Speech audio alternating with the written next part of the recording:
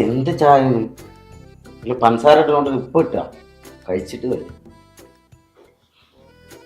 നല്ല ചായ വേണമെങ്കിലേ നിങ്ങൾ പോയി ഭൂഷണോട് ചോദിക്കാം.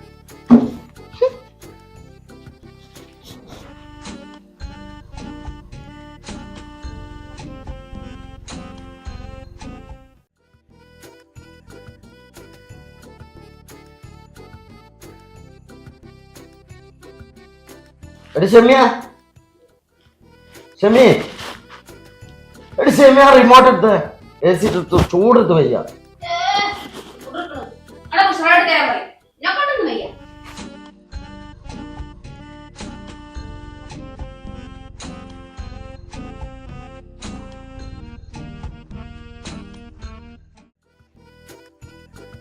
ഹലോ, ആ മനസ്സിലായി. ഇല്ലടാ, എൻ്റെ അടുത്ത് ഒന്നുമില്ല. എൻ്റെ ഈ വീടൊക്കെ കണ്ടിട്ടാണ് ആകെ ലോണൊക്കെ എടുത്തിട്ട് നിൽക്കുക. ആകെ പ്രശ്നത്തിലടാ.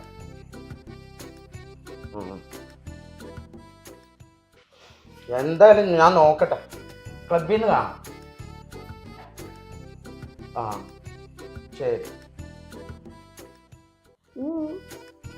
ആരാ ഇത് ഫോണില്? അതെ, ഒരു കാര്യം പറയട്ടെ. ഒരു വളവ് വണ്ടിയുടെ അടവൊക്കെ തെറ്റി നിൽക്കില്ലേ? അതെ, 2 മാസം മുമ്പ് ഒരു വണ്ടിയുടെ അടവ് ഉണ്ടായിരുന്നു. ഇതേപോലെ ഒരു വള കൊണ്ടായി അല്ലേ? ഒരാഴ്ച 6 മാസം മുമ്പിന്റെ മാല കൊണ്ടിട്ട് എന്തുണ്ടായി? എല്ലാണ്ട് നിങ്ങൾ കിടന്ന് നോക്കണ്ട. നോക്കേ, അങ്ങോട്ട് വന്നാൽ തിരിച്ചിങ്ങോട്ട് തരുന്നില്ല. 10-50 പവൻ കൊണ്ട് വന്നതാ. ഇപ്പൊ ഈ കാണുന്നതേ ഉള്ളൂ. ഇങ്ങോട്ടത്തെ പൈസ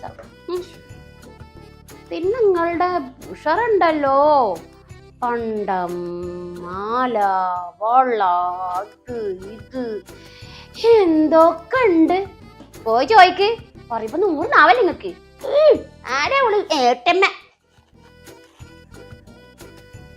തൽക്കാലം ഈ പാവത്തിന്റെ അടുത്തുള്ള വളയൊക്കെ ഇവിടെ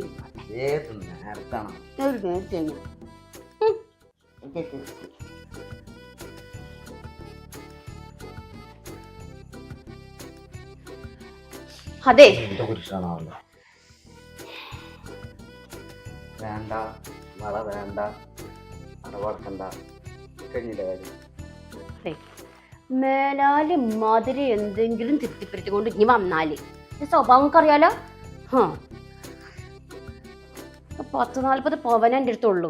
അതും കൂടി നിങ്ങൾക്ക് ഞാൻ തരണല്ലേ? പിന്നെ ഇങ്ങടെ അപ്പനുണ്ടല്ലോ കാമുകി ഉഷറ, ഓളടുത്ത് ഇഷ്ടം പോലെ പണ്ടങ്ങളുണ്ട്.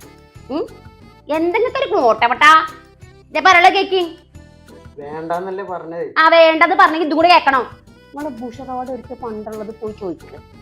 ഓളെ കാണുമ്പോഴല്ലേ ഇങ്ങനെ ഇളക്കം. ഓള് നടക്കണ്, ഇരിക്കണ്, തിന്നണ്. ഇതെന്നെ കൂടെ പുറകേക്കണ്ട സംഭവങ്ങള്.